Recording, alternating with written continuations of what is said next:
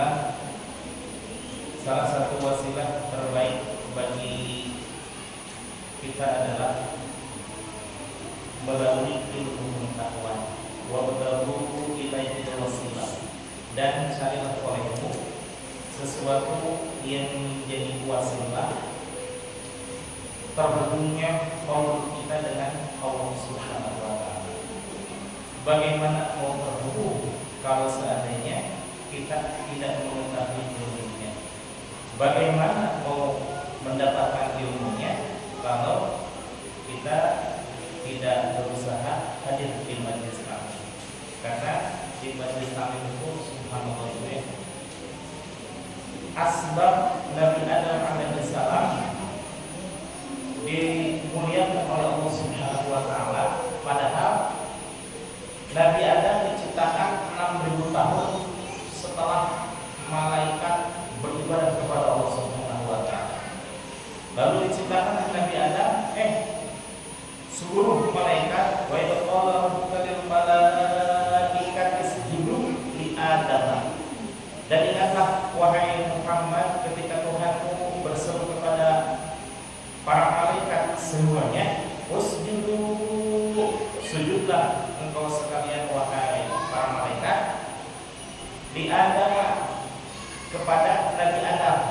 Tapi sujud di sini bukan dengan ibadah, bukan untuk beribadah, karena satu-satunya sujud hanya dipersembahkan untuk Allah. Tapi karena ini perintah Allah dan makna sujud ke makhluk itu adalah lil hurmah. Dalam satu hadis Rasul menyatakan, kalau seandainya boleh aku menyuruh manusia untuk bersujud ke manusia, niscaya akan aku suruh para istri bersujud di hadapan suaminya. Tapi ini karena saking besarnya tanggung jawab seorang laki-laki, maka seandainya pakai lauk, katanya hadis Nabi pakai lauk, seandainya boleh, tapi kan tidak boleh, maka bersujud di hadapan suami itu artinya lil hurmah. Suami menyayangi istri menghormati suami, kan jadi klop gitu ya, saling mengisi dan menerima. Nah, ini Nabi Adam alaihissalam baru juga diciptakan, istilah kata baru kemarin sore gitu ya, Allah menciptakan Nabi Adam, itu para malaikat yang sudah 6.000 tahun mengabdi kepada Allah disuruh bersujud kepada Nabi Adam. Fasajadu, maka bersujudlah serta merta saat itu untuk menghormat Nabi Adam. Illa siapa? Iblis. Padahal iblis itu Azazil. Azazil itu nama asli dari syaitan laknatullah, iblis laknatullah.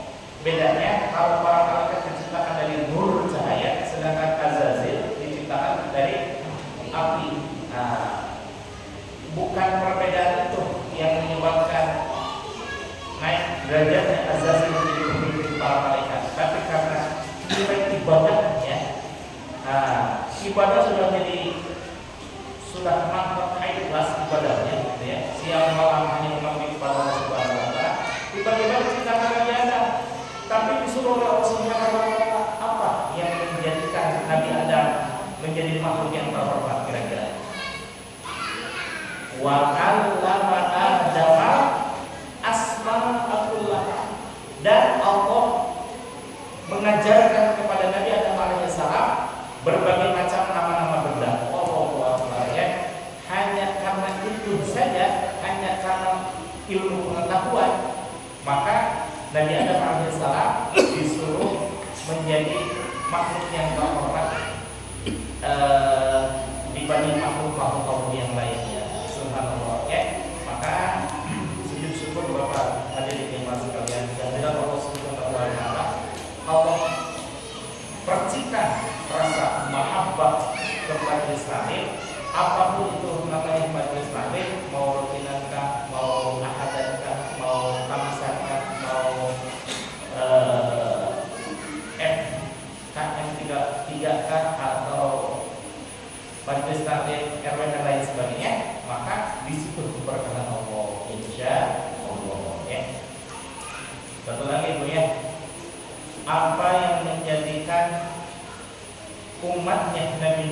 kira-kira umat Nabi Muhammad lebih baik daripada umat sebelumnya atau bahkan lebih baik daripada Nabi sebelum Nabi Muhammad SAW? Kira-kira. Bingung jawab, tak salah.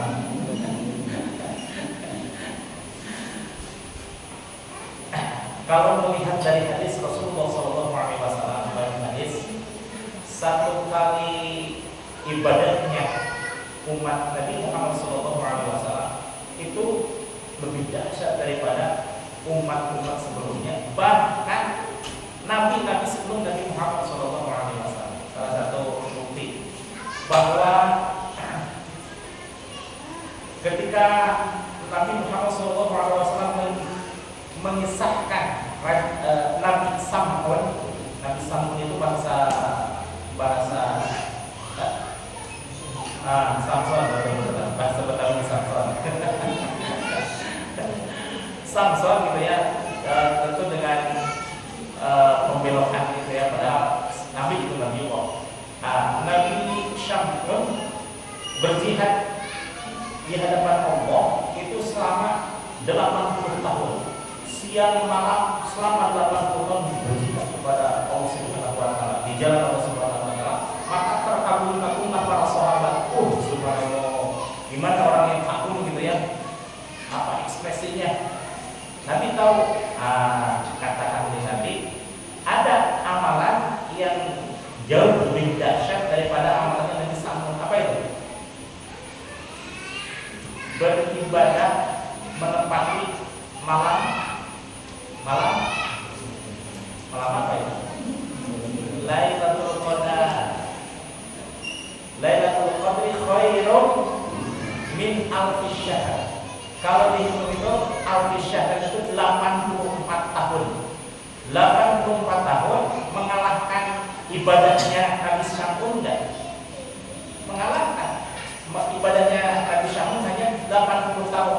Kalau Nabi umatnya Nabi Muhammad hanya sesaat itu saja sudah melampaui ibadahnya Nabi Sam'un yang 80 tahun, tapi terlampau oleh amalan yang beberapa saat tapi menepati malam Lailatul Qadar selama 84 tahun. Bagaimana ciri orang yang mendapatkan Lailatul Qadar? Itu ibadahnya senantiasa meningkat dari tahun ke tahun. Misalkan Syawal tahun ini hanya mampu mengistiqomahkan sholat tasbih misalkan ya. Nah, tahun yang akan datang nambah ibadahnya. Misalkan tahajudnya biasanya 2 rakaat ditambah dengan 4 rakaat, atau ditambah lagi dengan sholat sunnah subuh, atau ditambah lagi dengan sholat sunnah taubah, atau ditambah lagi dengan sholat mandi taubah dan lain sebagainya. Nah, orang yang mendapatkan Lailatul Qadar senantiasa meningkat. Lalu bagaimana dengan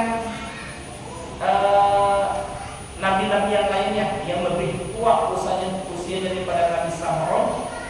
Ada hadis kanjeng Nabi ini bagi para pecinta ini. Apa itu?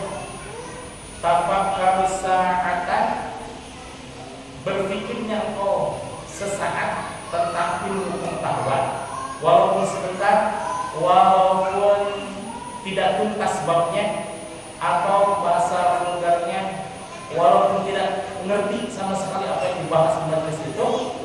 Menurut hadis yang lain, ya benar Mas'udin julusaka sa'atan fi majlisil ilmi la tamassu qalaman. Ada apa? La tamassu, tidak membawa pulpen, tidak membawa buku untuk menuliskan catatan, tapi duduknya engkau di majlis itu walaupun tidak paham sama sekali, khairul laka min hitsmi alfi raqabah. Masyaallah ya, jauh lebih dahsyat pahala dan keberkahannya daripada memerdekakan 1000 orang muda. Memerdekakan 1000 orang muda, sahabat Abu Bakar saja memerdekakan seorang, bukan 1000. Itu dikabarkan oleh Rasulullah SAW sebagai asyaratun mubasyaratun bil jannah. 10 orang sahabat yang diberikan kabar gembira akan masuk surga. Masyaallah. Lalu bagaimana dengan tadi hadis yang pertama? Tafakkaru sa'atan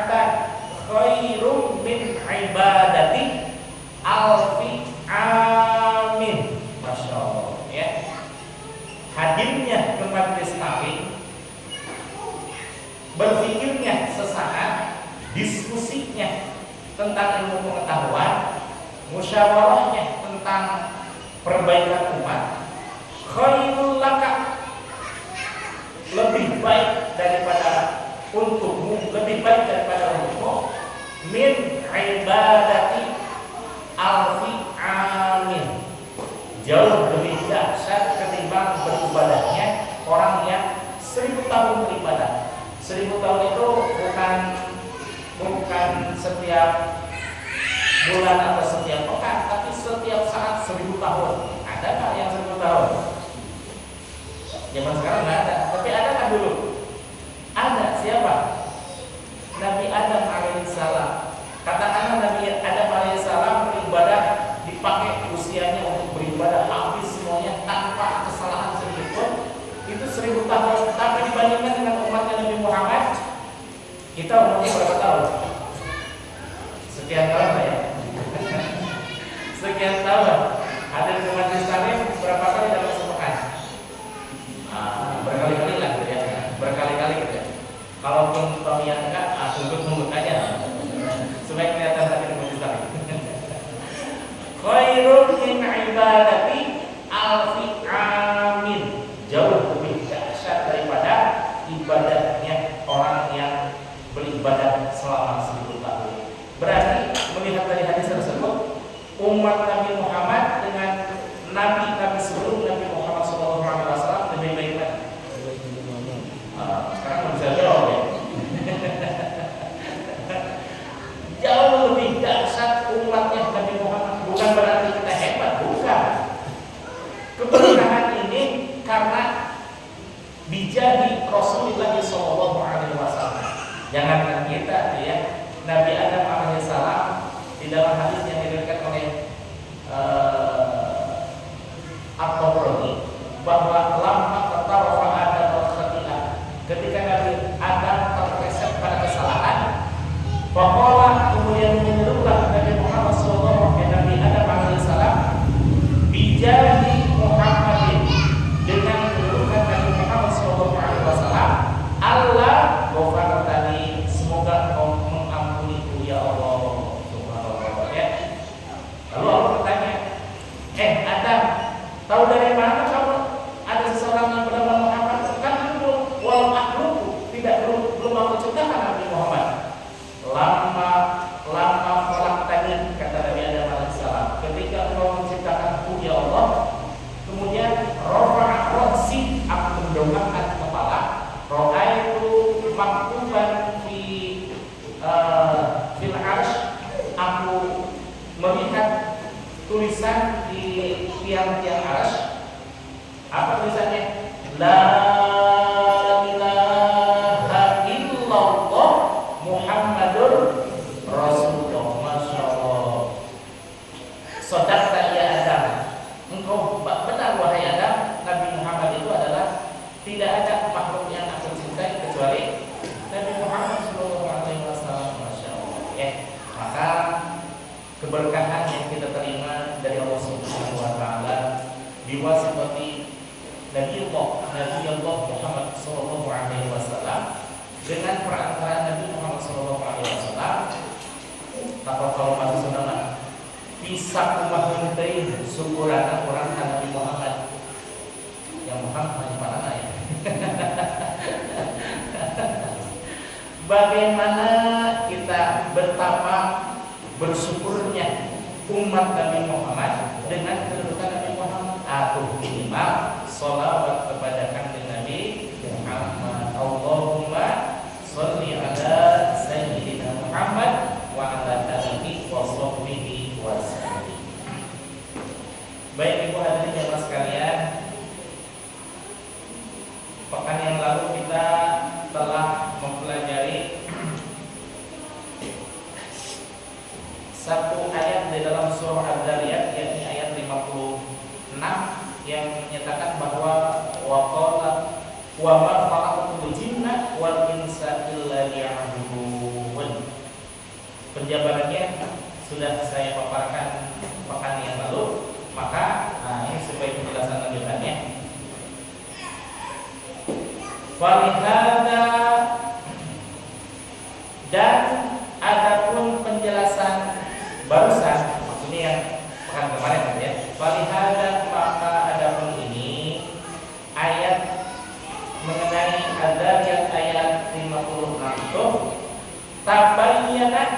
sebagai penjelas, sebagai penerang, sebagai pemahaman, tabayyan menjelaskan Allah Ta'ala bahwasanya Allah Subhanahu wa Ta'ala. Nah, ini yang apa yang diterangkan oleh Allah Subhanahu wa Ta'ala, khalaqal insana lima'rifatih. Allah menciptakan manusia untuk mengetahuinya. Nah, ini kadang kalau diterjemahkan ke dalam bahasa Indonesia hanya sekedar mengetahui saja, tapi kalau dalam bahasa Arabnya lima'rifatihi, untuk bermakrifat padanya. Tadi penjelasan hadis mengenai khairun min alfi amin itu penjelasannya ada di dalam Sirul Aswad, kebetulan dibacakan di Masjid Jami Pernah kitab susunan Syekh Abdul Qadir Al-Jailani. Sebenarnya ada 3 hadis. Hadis yang pertama, tafakkur sa'atan khairun min ibadati sanatan, berpikir sesaat jauh lebih baik daripada beribadah 1 tahun. Loh, itu berbeda-beda. Perbedaannya adalah bahwa yang dibahas di majelis tersebut itu adalah masalah furu'iyah, bukan masalah furu'iyah perbedaan, bukan. Ilmu yang merupakan cabang. Cabang itu maksudnya apa? Ilmu selain apa? Selain fikih, selain tauhid dan tasawuf. Apa saja ilmunya? Ilmu apa saja? Ilmu tajwid, ilmu Quran, ilmu hadis, ilmu arud, ilmu shorof, ilmu dan lain sebagainya. Nah, itu kalau mempelajari hal-hal yang demikian, itu bandingannya sesaat atau 1 kali pertemuan sebanding dengan 1 tahun kita beribadah. Allahu Akbar, ya. Luar biasa. Tidak ada amalan yang lebih dahsyat ketimbang mencari ilmu. Tidak, yang sepanjang saya pelajari itu ya, amalan ini kalah dengan mencari ilmunya. Bahkan Syekh Abdul Qadir Al-Jailani sirtu waliyan, aku menjadi kekasih Allah bukan ditahuni, bukan disolati, bukan disolati, bahkan bukan didikri. Kenapa? Tapi kenapa? Bita'alumi, justru dengan mencari ilmu. Masya Allah, ya. Maka kalau Syekh Abdul Qadir dari kecil mencari ilmu, dan ilmunya itu langsung ilmu tasawuf. Tapi kalau Imam Al-Ghazali cari ilmu dulu, sampai mentok keilmuannya, katakanlah ya, karena beliau kedudukannya sebagai rektor An-Nizam, Universitas An-Nizam di Baghdad itu sudah ada zaman dulu. Kemudian setelah mentok, belum saya paparkan sini ya, ketika Imam Al-Ghazali mengimami sholat adiknya yaitu Imam Ahmad, Imam Al-Ghazali terlihat oleh Imam Ahmad itu berlumuran darahnya. Kenapa berlumuran darah? Diajukan kepada ibunya, wahai bunda, kenapa adik saya tidak berjamaah dengan saya kalau mufaroqah? Dipanggil Imam Ahmad, wahai Ahmad, betulkah apa yang dikatakan oleh abahmu? Betul bunda, karena saya berkeyakinan bahwa saat itu haram hukumnya berjamaah dengan Imam Al-Ghazali. Kakeklah Imam Al-Ghazali, kenapa engkau menyatakan haram? Karena aku lihat ketika engkau sholat berlumuran darah dari kepala sampai ke ujung kaki, sampai tubuh dan pakaiannya berdarah semuanya. Mana saya lihat, saya nggak ada luka sekalipun, katanya.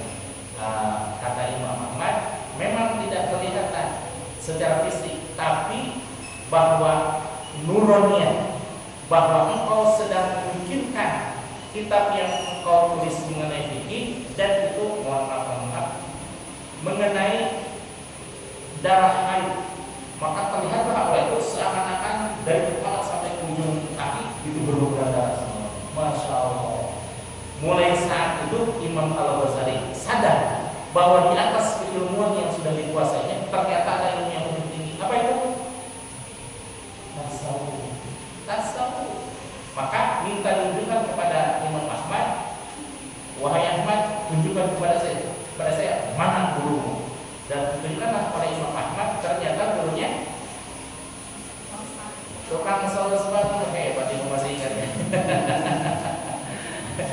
Ketika hadirin membicarakan masalah itu, menceramakan di takrib atau dijelaskan oleh para sahabat, saya benar anu dimaksud tukang sol sepatu itu bukan profesi, bukan pekerjaan, tapi ulama yang membidangi, yang mengurusi masalah yang paling dasar.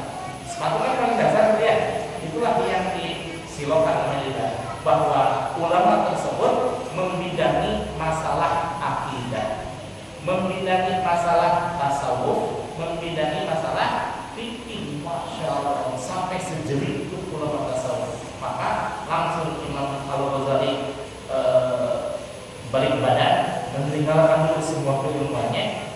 Kemudian dikasih saran, tidak mentang-mentang langsung belajar. Mana mungkin aku, wahai tuan imam, kata mursyid tersebut, engkau sudah berkedudukan sebagai ulama besar, sedangkan saya apa aku saya, ya. Maka para muslim selalu tahu dulu ya. Tapi karena kedua Imam Al-Ghazali ini belajar, dikasih syarat. Apa itu syaratnya? Kepada ibu semua membersihkan resekmu, Allah ya. Tapi karena benar-benar ingin mempelajari tasawuf, meninggalkan semua kehebatannya, kemudian kosong dan diterimalah oleh Imam Al-Ghazali oleh sang mursyid untuk belajar kepadanya. Keilmuan yang sekian puluh tahun dicapai oleh Imam Al-Ghazali dari kecil sampai dewasa hanya dibukakan oleh mursyid tersebut berapa menit? 5 menit. Kenapa? Karena 5 menit itu membuka seluruhnya, menghubungkan qalbunya dengan Allah Subhanahu wa taala yang tadinya berpikir hanya untuk dunia dan hanya masalah zahiriyah, tapi dengan ilmu tasawuf dihubungkan qalbunya melalui Allah Subhanahu wa taala. Maka klik saja. Sudah, kalau sudah ditalkin sudah. Ditalkin itu cukup 1 kali, tapi belajar berkali-kali. Masya Allah. Maka ibu hadirin yang sekalian, bersyukurlah yang sudah ditalkin ya, karena ibu punya alat untuk menghubungkan qalbu pada Allah Subhanahu wa taala. Ya, nikmati, syukuri, genggam semangat. Oh ya, mohon maaf. Untuk menghubungkan itu dengan apa? Dengan zikir. Ya, dan lain tidak buka. Kalau ilmu tadi membuka semuanya, tapi dengan qalbu talqin zikir menghubungkan kepada Allah Subhanahu wa taala. Salah satunya dengan amaliyah zikir. Dan tadi saya sudah berdiskusi sama pembicara dia, kemudian Bapak Wajib, mungkin ini untuk kajian malam Rabu ya, Selasa malam Rabu. Untuk sementara dipegang anak saya, dipimpin anak saya, tapi untuk mengefektifkan waktu, tadi saya diskusi sama istri, digabung dengan kuliah bahwa hari ini hari ini malam Senin digabungkan kajian Pak Acep digabungkan dengan saya, maksudnya maghribnya kita zikir pertama sebagai amaliyah dan pada isyanya pembahasan yang tersebut, tapi tidak lama seperti ini, hanya biasanya ada kultum ya. Kultum artinya apa? Oh, maaf, zaman lalu kuliah terserah bu. Mau berapa menit ya terserah anda, tapi ceramahnya. Nah, enggak. Ini hanya sekedar untuk mengefektifkan dan mengefisienkan waktu, tapi kalau bahasa namanya fardu kalahu, sunnah kalah. Dua-duanya fardu, dua-duanya penting, dua-duanya wajib, maka digabungkan. Jadi sehingga waktunya tidak terlalu banyak, gitu ya, bisa dipahami. Mulai itu ada kan, mohon maaf. Jadi Selasa sekarang tidak ada kajian, tapi nanti minggu depan insya Allah digabungkan. Siap ibu, siap ya. Maksudnya buat apa? Menghubungkan antara qalbu dengan akal, akal dengan ilmu, qalbu dengan zikrullah. Nah, gitu ya. Enaknya kajian tasawuf gitu ya. Kalau tadi berapa? Hadis yang pertama kalau masalah ru'yah. Kemudian yang kedua, ini hadis yang terkenal. Yang terkenal itu hadis yang nomor 2, 1 dan 2 juga terkenal. Yang kedua, tafakkaru sa'atan khairun min ibadati sab'ina sanatan. Berfikirnya sesaat, tapi kedahsyatannya lebih dahsyat daripada orang yang beribadah 70 tahun. Bagaimana dia 70 tahun? Kalau yang dibicarakannya masalah wajibat, masalah-masalah keilmuan yang berhubungan dengan fardhu ain. Apa yang fardhu ain? Ya itu yang tadi, ilmu fikih untuk bagaimana kita beribadah yang baik dan benar. Kemudian ilmu tauhid, bagaimana kita berakidah yang lurus kepada Allah Subhanahu wa taala. Sedangkan tasawuf untuk melembutkan hati supaya senantiasa ikhlas dan istiqomah manakala kita beribadah. Penting kan semuanya? Penting. Maka saking pentingnya tidak bisa diwakilkan. Kan aku nggak capek nih, bapak capek nih.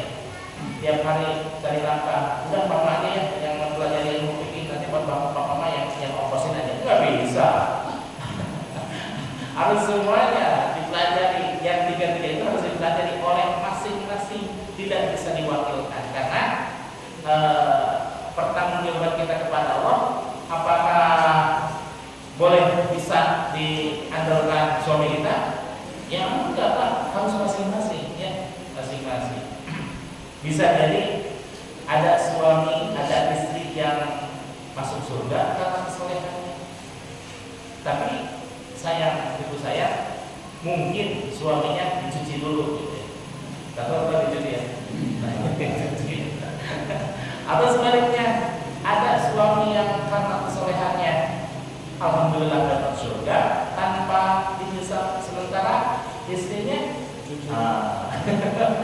nitip aja sudah ke suami ke masjid, saya nitip ya, kalau dicatatkan ke malaikat gini-gini, nggak bisa ya. Harus masing-masing gitu ya. Yang tiga itu. Bagaimana yang 1000 tahun? Ini khalaqal insana limakrifatihi. Diciptakannya manusia untuk bermakrifat kepada Allah. Kalau yang dibahas di majelis tersebut ilmu apa? Ilmu bukan. Tasawuf tadi yang 70 tahun ilmu makrifat Allah. Apa itu ilmu makrifat? Gabungan antara fikih dengan tauhid, itulah makrifat. Tapi lebih tajam lagi, kenapa? Karena fal makrifatu ala nau'aini. Intinya makrifat itu ada 2. Walaupun pembahasannya sebenarnya kalau dipersalahkan sebenarnya ada 4. Nanti saya urai sedikit ya.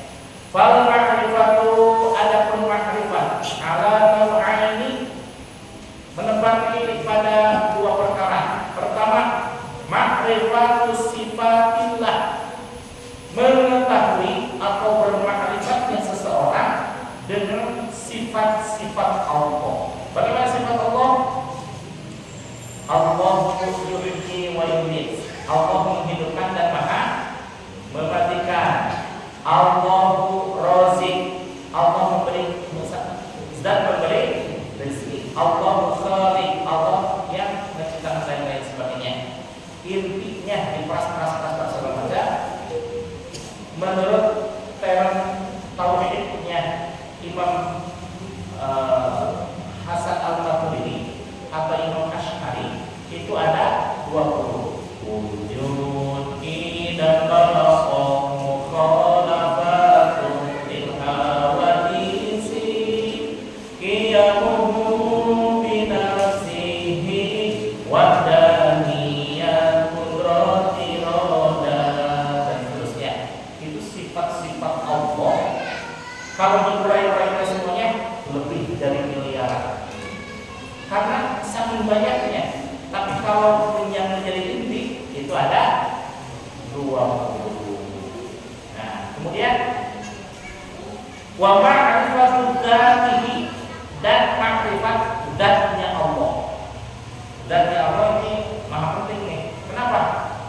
Tafakkaru fi khalqillah wa la tafakkaru fi dzatillah. Berpikirlah tentang makhluk-makhluk Allah, tapi jangan pernah sekali-kali berpikir tentang zat Allah. Kenapa? Zat Allah dilarang untuk dipikirkan, dilarang untuk diandaikan, dilarang untuk dibayangkan, karena tidak akan pernah sampai akal manusia kepada Allah Subhanahu wa taala. Bahkan malak Jibril sekalipun ketika mengantarkan Nabi Muhammad SAW ke Isra wal Mi'raj, Nabi Muhammad dipersilakan untuk masuk ruang tersendiri yang itu lau dakhaltu khinziri la haramtu. Kalau seandainya masuk pengunjung saja, kata malak Jibril, maka terbakar seluruh tubuh. Masya Allah, ya. Yang mengetahui zat Allah siapa? Hanya Nabi Muhammad dengan salah satu bukti asyhadu alla ilaha illallah. Saya bersaksi, saya menyaksikan dengan mata kepala maupun mata fuad. Tapi kalau kita lafaznya sama, asyhadu alla ilaha illallah. Saya meyakini, meyakini ya, kalau kita mau meyakini itu lebih dari menyaksikan, tapi hanya dengan watasdiqu bil qalbi, membenarkan dengan mata batin. Mata batin ya. Tapi kalau mata kepala kita melihat tidak tuh. Jangankan kita, malaikat tidak melihat, para nabi tidak melihat, hanya Allah saja, hanya Nabi Muhammad saja yang diperkenankan melihat. Bahkan diundang itu tidak atas kemauan Nabi Muhammad, tapi kemauan siapa? Kemauan Allah. Betapa Nabi Muhammad sangat istimewaannya. Tapi yang lebih beruntung lagi, kita sebagai umatnya tidak pernah bertemu dengan kanjeng Nabi, tidak pernah mendengar kanjeng Nabi, tapi keberkahannya sama dengan para sahabat yang pernah, bahkan berbagi-bagi ya. Kita itu diuntungkan. Kenapa? Katakan Nabi Muhammad bahwa tuba liman aroni wa amanani. Sungguh sangat beruntung orang yang pernah melihatku dan beriman kepadaku. Tapi bagi yang tidak pernah melihat, watuba. Berapa kali? 3 kali. Sungguh sangat beruntung. Sangat beruntung liman lam aroni wa amanani. Orang yang tidak pernah melihatku tapi subhanallah dia beriman kepadaku. Masya Allah ya. Nikmat apalagi yang kita dustakannya, semuanya kenikmatan. Apalagi dijadikan umat Nabi Muhammad SAW menerima kenikmatan iman, Islam, Islam itu menikmat kenikmatan. Bagaimana dengan kenikmatan punya keluarga, punya rumah, punya pekerjaan dan sebagainya? Itu kan yang nikmat kecil, nikmat yang besar yang tadi nikmat kenikmatan, yaitu nikmat iman, Islam dan ihsan. Alhamdulillah ya.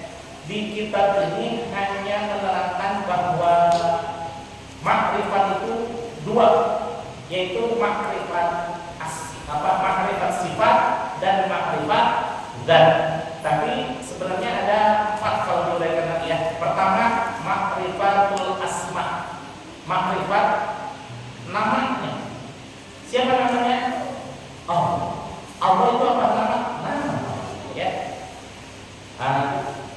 Di siswa-siswi TK sudah diperkenalkan, alhamdulillah di kita sudah memperkenalkan makrifat dari usia TK. Allah Tuhan saya Allah, kalau bukan Allah bukan Tuhan saya. Dari mulai TK sudah diperkenalkan. Kemudian Ma'rifatul sifat. Sifatnya apa?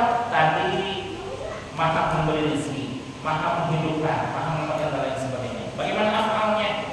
Af'al Allah adalah seluruh makhluk ini. Salah satunya. Kenapa? Pohon tumbuh, kemudian hewan-hewan beranak pinak, kemudian alam sekitarnya berputar dengan peredarannya. Itu kan af'al Allah. Pekerjaan Allah nampak di dalam makhluk-makhluk Allah. Jadi ada empat ya, ma'rifatul asma, ma'rifatul sifat, ma'rifatul af'al. Yang keempat ma'rifat zat. Ma'rifat zat itu apa? Wujudnya Allah. Apakah kita bisa melihat wujud Allah? Bisa. Tapi nanti di akhirat. Kalau di dunia kan tadi juga saya berikan peringatannya, di dunia jangan sekali-kali membayangkan Allah. Bagaimana Allah? Karena tidak akan sampai. Tapi kalau di alam akhirat, semua kaum muslimin wal muslimat akan melihat. Di dalam surah Al-Qiyamah ayat 22 sampai 23, Allah menyatakan wujuhun yawma idzin nadhirah. Pada hari itu wajah-wajah kaum muslimin wal muslimat nampak sumringah, nampak bercahaya, nampak riang gembira. Kenapa? Naziratun ila rabbiha nazirah. Karena saat itu mereka memandang wajah Allah. Wajah Allah kalau diartikan di alam dunia itu rahmat kasih sayang Allah. Tapi kalau di akhirat nanti wajah Allah itu adalah zat Allah. Kita bisa melihat Masya Allah ila rabbil nazirah, kepada Tuhannya orang-orang yang masuk surga semuanya melihat. Tapi ada dua pilihan. Surga yang dibahaskan di dalam surah Asr itu ada surga yang waktu saya anak-anak, wah banyak kenikmatan gitu ya, makanan, minuman, pakaian, duduk-duduk, semua pilihan ada di surga. Tapi ada surga yang ternyata itu dihuni oleh para nabi dan para wali. Apa itu surganya? Surga yang tidak ada inna lillahi, bahwa sesungguhnya Allah Subhanahu wa taala memiliki surga la hurun, tidak ada bidadari, wala qusurun, tidak ada gedung-gedung, wala jinanun, tidak ada berbagai kenikmatan, wala labanun, tidak ada susu, wala asalun, tidak ada madu, susu, bidadari, gedung-gedung, perhiasan. Itu kan sebangsa materi ya, materi, dan diperuntukkan bagi orang-orang yang menginginkan kepuasan materi. Tapi para nabi dan para wali, apakah di dalam kalbunya ini dipuaskan secara materi? Iya. Lalu apa? Allah namanya surga, tapi tidak ada apa-apa. Lalu apa yang kenikmatan apa yang ada di surga? Hanya satu kenikmatan. Apa? Subhanallah. Ya, naziratun biwajhillah. Hanya itu saja, memandang wajah Allah. Subhanallah ya. Yang disangkanya dulu waktu saya kecil, banyak makanan, banyak minuman, banyak perhiasan dan macam-macam. Ternyata setelah mempelajari sini, ternyata ada surga yang tidak ada bidadari, tidak ada makanan, tidak ada minuman, semuanya tidak ada, hanya satu, yaitu memanjang senantiasa, selamanya, segalanya, semuanya memanjang kepada wajah Allah. Ibu pengen mana? bingung. Insya Allah mudah-mudahan kita